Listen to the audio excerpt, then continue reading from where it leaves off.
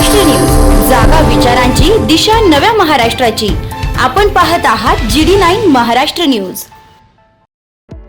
आरोग्याची खात्री, सेवेत तत्पर येवला शहरातील विश्वासार्ह नाव डॉक्टर साळुंखे यांचं अनिरुद्ध मल्टी स्पेशालिटी हॉस्पिटल येथे उपलब्ध आहेत अत्याधुनिक सुविधा, city scan, colour sonography, digital x-ray, ICU, NICU, सुसज्ज ऑपरेशन थिएटर, फिजिओथेरपी, किमोथेरपी, स्त्रीरोग व प्रसूती विभाग, यूरोलॉजी विभाग, एंडोस्कोपी व कोलोनोस्कोपी, हाडांचे ऑर्थोपेडिक विभाग, कॅन्सर शस्त्रक्रिया, मेंदू व मणक्यावरील शस्त्रक्रिया तसेच मूत्रपिंडातील खड्यांच्या शस्त्रक्रिया, याशिवाय आयुष्यमान भारत प्रधानमंत्री जन आरोग्य योजना, महात्मा ज्योतिराव फुले जन आरोग्य योजना आणि मुख्यमंत्री सहायता निधी यांसारख्या विविध शासकीय योजनांचा लाभ उपलब्ध।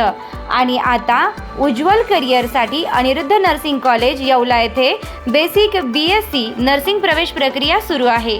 आधुनिक कॅम्पस, अनुभवी प्राध्यापक, सुसज्ज प्रयोगशाळा आणि दर्जेदार शिक्षणाची हमी। आजच संपर्क साधा। अनिरुद्ध मल्टी स्पेशालिटी हॉस्पिटल आणि अनिरुद्ध नर्सिंग कॉलेज येवला। तंदुरुस्त आरोग्य, उज्ज्वल भविष्य। आपले तालुक्यात धामोडे ग्रामपंचायतच्या ग्रामसभेत शाळेतील पाण्याची टाकी ठरली चर्चेचा विषय। नाशिकच्या येवला तालुक्यातील धामोड्यात 17 तारखेला ग्रामसभा घेण्यात आली।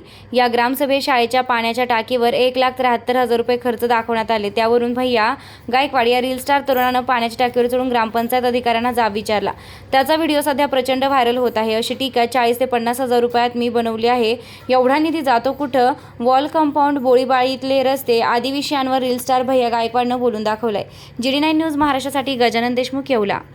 तो विषय असा होता, आता लाईटाचा मुद्दा तर होता, त्यात कॅमेराचा पण मुद्दा होता, पण माझा सगळ्यात जास्त व्हायरलचा मुद्दा कोणता होता? माझ्या डोक्यात एक टार्गेट होतं की पाण्याची टाकी बनवलेली शाळेमध्ये, तिच्यात पाणी नाही राहत, मी तिच्यावरती चढलो होतो काल, तर 1,73,000ची टाकी बनवली।